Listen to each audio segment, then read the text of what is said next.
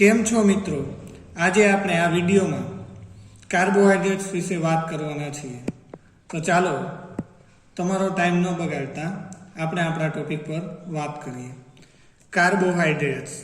Carbohydrates are polyhydroxyaldehyde or polyhydroxy ketone compounds that can be hydrolyzed to them. Function of carbohydrates. These are the main source of energy. Carbohydrates ઉર્જાનો મુખ્ય સ્ત્રોત છે. It is a part of some connecting tissue. તે carbohydrates ઘણા બધા ટિશ્યુને જોડવાનું કામ કરે છે. This also help in maintaining a healthy digestive system. તે આપણા શરીરની અંદર પાચન ક્રિયાને જાળવી રાખવાનું કામ કરે છે. Source of carbohydrates. There are both healthy and unhealthy source of carbohydrates. First is a healthy source of carbohydrates and second is an unhealthy source of carbohydrates. First, healthy source of carbohydrates. Fresh fruits, vegetables, potatoes, milks and milk products, eats are example of healthy source of carbohydrates. તાજા ફળ, શાકભાજી, બટેકા, દૂધ અને દૂધથી બનતી આઇટમો વગેરે સારા સોર્સ છે કાર્બોહાઈડ્રેટ્સના. Unhealthy source of carbohydrates. Soda, white bread, artificial sugar and other highly processed foods, chocolates, eats are example of unhealthy source of carbohydrates. Soda, સફેદ બ્રેડ, રાસાયણિક રીતે બનાવેલી સુગર અને બીજા ઘણા બધા કે જેની અંદર પ્રોસેસ કરીને ફૂડ્સ તૈયાર કરવામાં આવે છે, તેમજ ચોકલેટ, આ બધા એક્ઝામ્પલ અનહેલ્થી એટલે કે આપણા અસ્વાસ્થ્ય કાર્બોહાઈડ્રેટના સોર્સ છે. Carbohydrates can be found in different form such as sugar, starch, fibre. Carbohydrates આપણને અલગ અલગ સ્વરૂપે જોવા મળે છે, જેમ કે સુગર, સ્ટાર્ચ, ફાઈબર્સ વગેરે. Classification of carbohydrates. Carbohydrates are mainly classified in three types: monosaccharide, disaccharide, and third is polysaccharide. Monosaccharides are further classified in four types: aldose, ketose, reducing sugar and non-reducing sugar. હવે આપણે આ બધા કાર્બોહાઈડ્રેટના ક્લાસિફિકેશનની definition એટલે કે વ્યાખ્યા જોશું. Monosaccharide. Carbohydrates that cannot be hydrolyzed to simple compound. એવા carbohydrate કે જેનું આપણે હાઇડ્રોલાઇઝ નથી કરી શકતા અને આપણને સિમ્પલ કમ્પાઉન્ડ ન આપે તેવા કાર્બોહાઈડ્રેટને મોનોસેકેરાઇડ કહેવામાં આવે છે. એક્ઝામ્પલ તરીકે ગ્લુકોઝ, ફ્રુક્ટોઝ વગેરે. ડાયસેકેરાઇડ. A carbohydrate that can be hydrolyzed to give two monosaccharide units is known as disaccharide. એવા કાર્બોહાઈડ્રેટ કે જેનું હાઇડ્રોલાઇઝ કરતા આપણને બે યુનિટ એટલે કે બે પાર્ટ આપે મોનોસેકેરાઇડના, તો તેવા કાર્બોહાઈડ્રેટને ડાયસેકેરાઇડ કાર્બોહાઈડ્રેટ્સ કહેવામાં આવે છે. એક્ઝામ્પલ તરીકે sucrose, પોલીસેકેરાઇડ. A carbohydrate that can be hydrolyzed to give many monosaccharide units is known as polysaccharide. એવા કાર્બોહાઈડ્રેટ કે જેનું હાઇડ્રોલાઇઝ કરતા આપણને ઘણા બધા મોનોસેકેરાઇડના યુનિટ્સ આપે તેવા કાર્બોહાઈડ્રેટ્સને પોલીસેકેરાઇડ કાર્બોહાઈડ્રેટ્સ કહેવામાં આવે છે. એક્ઝામ્પલ તરીકે starch. aldose. If monosaccharide contains an aldehyde group is present, it is known as aldose. જે મોનોસેકેરાઇડ કાર્બોહાઈડ્રેટ્સની અંદર આલ્ડીહાઇડ ગ્રુપ હાજર હોય તેવા મોનોસેકેરાઇડ કાર્બોહાઈડ્રેટ્સને આલ્ડોઝ તરીકે ઓળખવામાં આવે છે, જેમ કે આલ્ડોપેન્ટોઝ, આલ્ડોહેક્ઝોઝ વગેરે.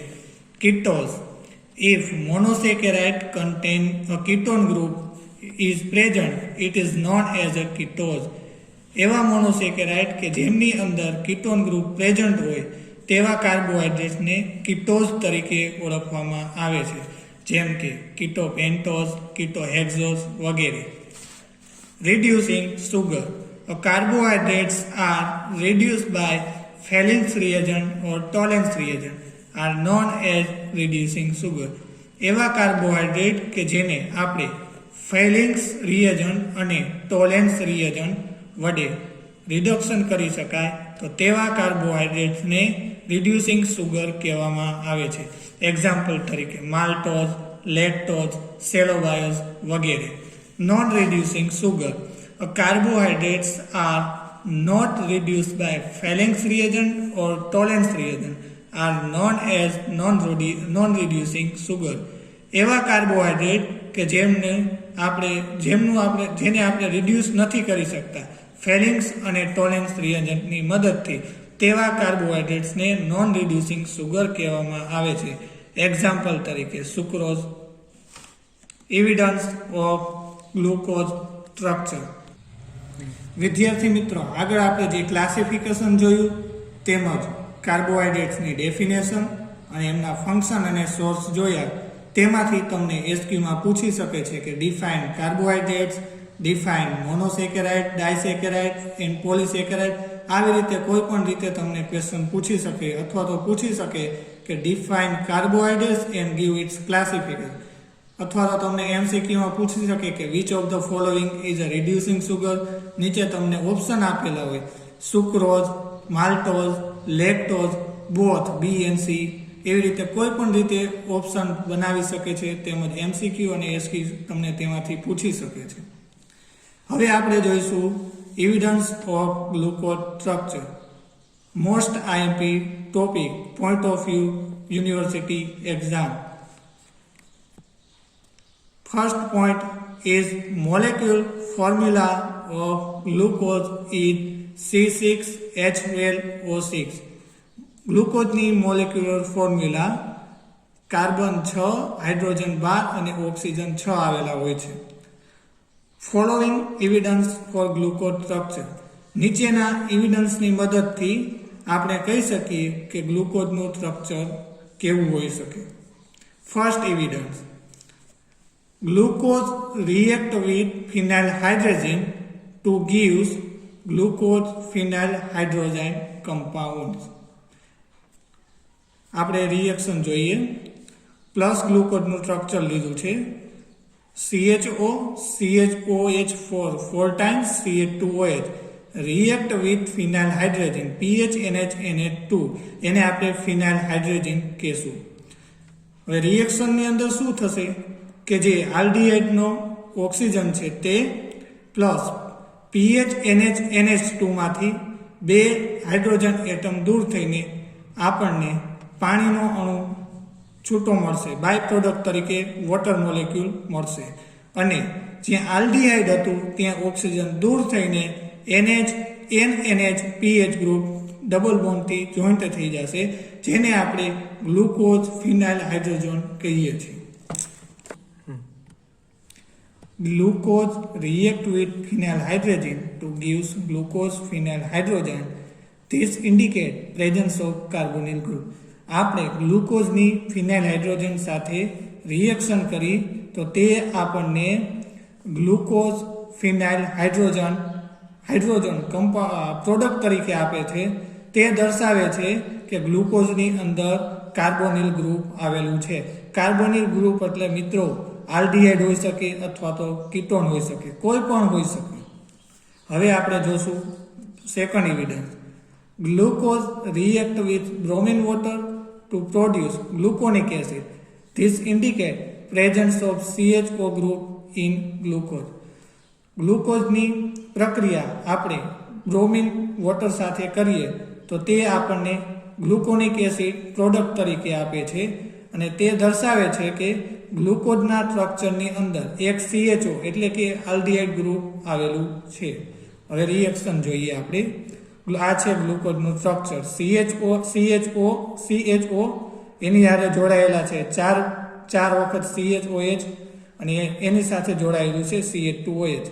તેની રિએક્શન આપણે બ્રોમિન વોટર સાથે કરીએ તો જે આલ્ડીહાઇડ ગ્રુપ છે ને તેનું એસિડમાં કન્વર્ટ કરી નાખશે. કારણ કે બીઆર ટુ વોટર વ્યૂ એ ઓક્સિડેશન એજન્ટ તરીકે વર્તે છે અને આપણને ગ્લુકોનિક એસિડ આપશે એઝ અ પ્રોડક્ટ. હવે આપણે જોશું third division. Glucose react with HNO3 and produce gluceric acid. This indicates the presence of CH2OH and CHO group in glucose. જ્યારે આપણે ગ્લુકોઝની નાઇટ્રિક એસિડની સાથે પ્રક્રિયા કરી તો આપણને તે ગ્લુકોરિક એસિડ એઝ અ પ્રોડક્ટ તરીકે આપે છે. તે દર્શાવે છે કે ગ્લુકોઝના સ્ટ્રક્ચરની અંદર CH2OH ગ્રુપ અને CHO એટલે કે આલ્ડિહાઇડ ગ્રુપ આવેલા છે. ચાલો આપણે રિએક્શન જોઈએ. ગ્લુકોઝ આ ગ્લુકોઝનું સ્ટ્રક્ચર છે. તે નાઇટ્રિક એસિડ સાથે પ્રક્રિયા કરે છે અને આપણને ગ્લુકેરિક એસિડ આપે છે. જ્યારે ગ્લુકોઝ નાઇટ્રિક એસિડ સાથે રિએક્શન કરશે એટલે કે પ્રક્રિયા કરશે તો તે આલ્ડિહાઇડ ગ્રુપ અને જે આલ્કોહોલ ગ્રુપ આવેલું છે CH2OH એ બંનેનું COOH ગ્રુપમાં કન્વર્ટ કરી નાખશે અને આપણને ગ્લુકેરિક એસિડ એઝ અ પ્રોડક્ટ તરીકે આપશે. હવે આપણે જોશું ચોથો evidence. Glucose react with Ac2O to give penta-O-acetyl glucose. This indicates there are 5 OH group present in plus glucose. જ્યારે આપણે વિદ્યાર્થી મિત્રો ગ્લુકોઝની રિએક્શન Ac2O એટલે કે એસિટાઇલ ઓક્સાઇડની સાથે કરીએ તો તે આપણને પેન્ટા-ઓ-એસિટાઇલ ગ્લુકોઝ પ્રોડક્ટ તરીકે આપે છે અને આ દર્શાવે છે કે ગ્લુકોઝના સ્ટ્રક્ચરની અંદર 5 OH ગ્રુપ આવેલા હોવા જોઈએ. આપણે રિએક્શન જોઈએ. આ પ્લસ ગ્લુકોઝનું સ્ટ્રક્ચર છે તેની એસિટાઇલ ઓક્સાઇડની સાથે પ્રક્રિયા કરતા આપણને પેન્ટા-ઓ-એસિટાઇલ ગ્લુકોઝ આપે છે. આ રિએક્શનની અંદર જ્યાં આલ્ડિહાઇડ સિવાય જ્યાં પણ આપણને OH ગ્રુપ દેખાય છે ત્યાં આપણે OAC મૂકી દેવાનું એટલે આપણને આપણું સ્ટ્રક્ચર જે પ્રોડક્ટનું છે તે મળી જશે પેન્ટા-ઓ-એસિટાઇલ ગ્લુકોઝ. હવે આપણે જોઈશું પાંચમો evidence. Glucose react with H2Ni to gives ગ્લુસિટોલ અથવા તો સોર્બિટોલ. It further heated with HI to gives 2-iodohexane. It indicates glucose contains 6-member ring. મિત્રો ગ્લુકોઝની આપણે H2Ni સાથે પ્રક્રિયા કરી તો તે આપણને ગ્લુસિટોલ આપે છે. ગ્લુસિટોલને સોર્બિટોલ પણ ઘણી વખત કહેવામાં આવે છે. જ્યારે આપણે ગ્લુકોઝની H2Ni ની હાજરીમાં પ્રક્રિયા કરીએ તો એ એક પ્રકારનું રિડક્શન રિએક્શન જ થાય છે. એટલે કે મૂળ પ્રક્રિયક જે આપણે લીધો છે તેની અંદર હાઇડ્રોજન ઉમેરશે. હવે જે આપણને સોર્બિટોલ એટલે કે ગ્લુસિટોલ મળેલો છે તેની રિએક્શન ફરીથી આપણે HI ની હાજરીમાં તેને ગરમ કરીએ તો તે આપણને 2-iodohexane એઝ અ પ્રોડક્ટ તરીકે આપશે. તે દર્શાવે છે કે ગ્લુકોઝના સ્ટ્રક્ચરની અંદર 6 મેમ્બર રિંગ આવેલું હોવું જોઈએ. એટલે કે એ એવું દર્શાવે છે કે ગ્લુકોઝના સ્ટ્રક્ચરની અંદર 6 કાર્બનની ચેઇન આવેલી હશે. હવે આપણે રિએક્શન જોઈએ કે રિએક્શનની અંદર શું થાય છે. પ્લસ ગ્લુકોઝનું સ્ટ્રક્ચર છે. Plus glucose react with H2Ni. તો આપણને શું કરશે કે H2Ni સાથે પ્રક્રિયા કરી તો તે જે આલ્ડિહાઇડ ગ્રુપ છે તેનું આલ્કોહોલિક ગ્રુપની અંદર કન્વર્ટ કરશે. એટલે કે જે CHO ગ્રુપ છે તેને CH2OH ગ્રુપમાં કન્વર્ટ કરશે. હવે જે આપણને ગ્લુસિટોલ અથવા તો સોર્બિટોલ બે પણ કહી શકો છો, બેમાંથી કોઈ પણ એક તમે એક્ઝામમાં લખશો તો પણ ચાલશે. ગ્લુસિટોલની રિએક્શન આપણે એમને ગરમ કરશું HI ની હાજરીમાં તો તે આપણને શું આપશે 2-iodohexane આપશે.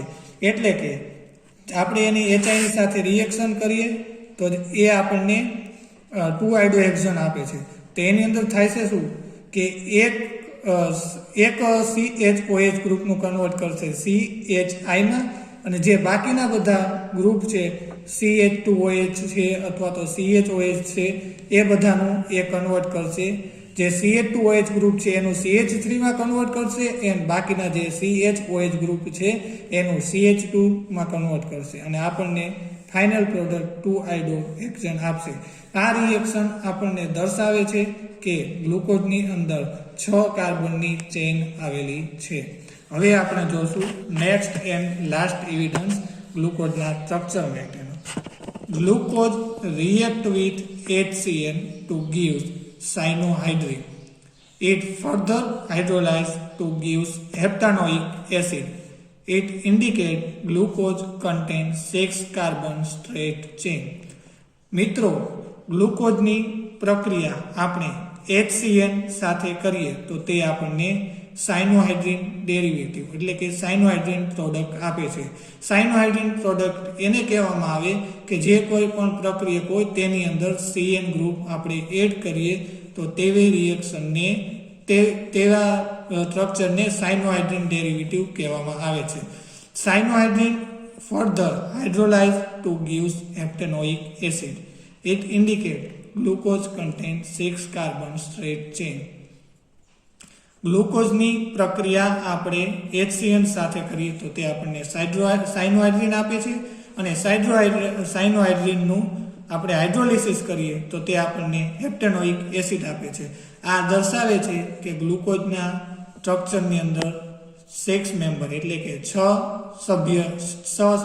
સભ્ય એટલે કે 6 કાર્બનની સ્ટ્રેટ ચેઇન આવેલી છે. હવે આપણે રિએક્શન જોશું. Plus glucose react with HCN. તો પ્લસ ગ્લુકોઝની આપણે HCN સાથે રિએક્શન કરશું તો શું કરશે? તે આપણને જે આપણું મેઇન ગ્લુકોઝનું સ્ટ્રક્ચર છે તેમાંથી CHO ગ્રુપ છે તેના કાર્બન સાથે CN ગ્રુપ જોઈન્ટ થશે અને જે એક હાઇડ્રોજન HCN માનો છે તે આ CHO રહ્યું તેની સાથેના કાર્બન સાથે બોન્ડ બનાવશે એટલે કે કાર્બનની વેલેન્સી સેટિસ્ફાઈડ કરશે અને આપણને સાયનોહાઇડ્રિનનું સ્ટ્રક્ચર આપશે. જે સાયનોહાઇડ્રિન મળ્યું તેનું આપણે હાઇડ્રોલિસિસ કરશું તો આપણને જે CN ગ્રુપ છે તેનું એસિડિક ગ્રુપમાં કન્વર્ઝન કરી નાખશે એટલે કે COOH ગ્રુપમાં કન્વર્ટ કરી નાખશે. બાકીનું બધું સ્ટ્રક્ચર એજ ઇટ ઇઝ રહેશે એટલે કે એમનું એમ જ રહેશે. COOH, CHOH, CHOH4, CH2OH આ આપણને સ્ટ્રક્ચર મળશે. તેને આપણે HIની હાજરીમાં ગરમ કરીએ તો તે આપણને હેપ્ટાનોઇક એસિડ આપશે. હેપ્ટાનોઇક એસિડ HIની હાજરીમાં ગરમ કરતા રિએક્શનની અંદર આપણને શું જોવા મળે છે કે જે CHOH ગ્રુપ છે તેને કન્વર્ટ કરી નાખે છે CH2માં અને જે CH2OH ગ્રુપ છે એને CH3 માં કન્વર્ટ કરી નાખે છે અને આપણને હેપ્ટાનોઇક એસિડનું સ્ટ્રક્ચર આપે છે. વિદ્યાર્થી મિત્રો, આપણે આ ઉપરની 6 રિએક્શન અથવા તો એવિડન્સ પરથી કહી શકીએ કે ગ્લુકોઝના સ્ટ્રક્ચરની અંદર 6 કાર્બનની સ્ટ્રેટ ચેઇન આવેલી છે. જો તમને પરીક્ષામાં આ ક્વેશ્ચન પૂછાય તો ડાયરેક્ટ એવું નહીં પૂછે કે write note on the glucose structure અથવા તો give the evidence of glucose structure. એ રીતે તમને ક્યારેક આ ક્વેશ્ચન પૂછવામાં નહીં આવે. તમને આ ક્વેશ્ચન જો એક્ઝામમાં પૂછાશે તો આમાંથી કોઈ પણ રીતે હોઈ શકે જે હવે આપણે શીખવા જઈ રહ્યા છીએ. Plus glucose is an aldohexose. Justify your answer. આ રીતે જો તમને ક્વેશ્ચન પૂછ્યો હોય તો આપણે જે હમણાં 6 એવિડન્સ ડિસ્કસ કર્યા જે શીખ્યા એ તમારે આન્સરમાં લખવાના. અથવા તો તમને પૂછી શકે plus glucose is a 6 carbon straight chain pentahydroxyaldehyde. Explain it by chemical reaction.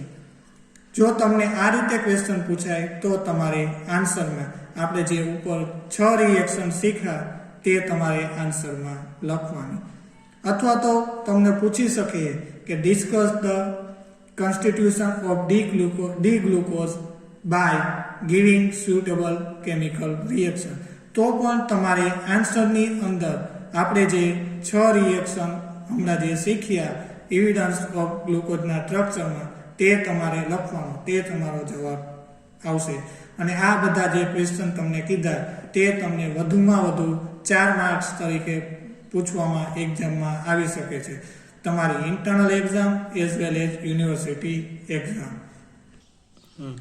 વિદ્યાર્થી મિત્રો, આપણે જે આગળ 6 રિએક્શન જોઈને તેમાંથી તમને એસક્યુમાં પણ પૂછી શકે.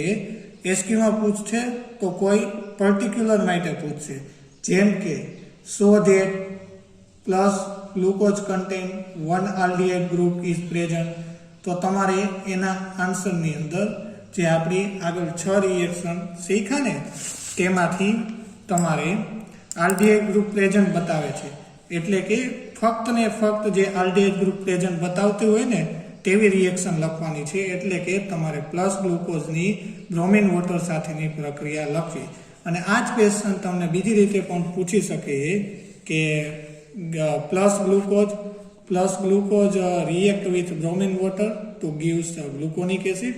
તો તમને પૂછી શકે કે give the synthesis of gluconic acid from plus glucose. વિદ્યાર્થી મિત્રો, પછી તમને બીજી રીતે પણ પૂછી શકે છે કે જેમ કે શું કહેવાય કે આપણે so the plus glucose contain carbonyl group are present. તો તમારે એની અંદર લખવાનું થશે ફિનાઇલ હાઇડ્રોજન વાળી રિએક્શન. અથવા તો તમને પૂછી શકે છે કે so that plus glucose contain 5 OH groups are present.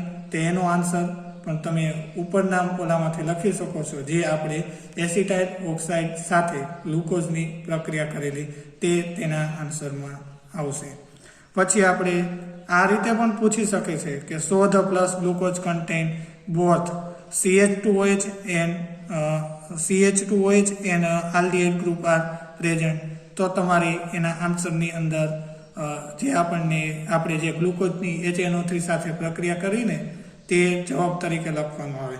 આ જ ક્વેશ્ચન તમને બીજી રીતે પણ પૂછી શકે છે કે give the gluconic acid from glucose. તો તમારે આ જ આન્સર લખવાનો થાય.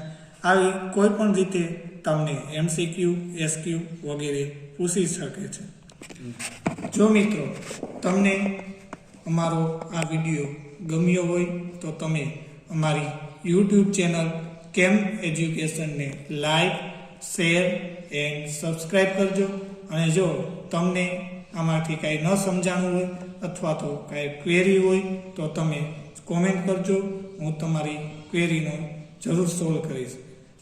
અને જો તમારે આ કેમિસ્ટ્રી વિશેનું કોઈ પણ મટીરિયલ જોઈતું હોય તો તમે અમારી ટેલિગ્રામ ચેનલ કેમ એજ્યુકેશનમાં જોડાઈ જજો.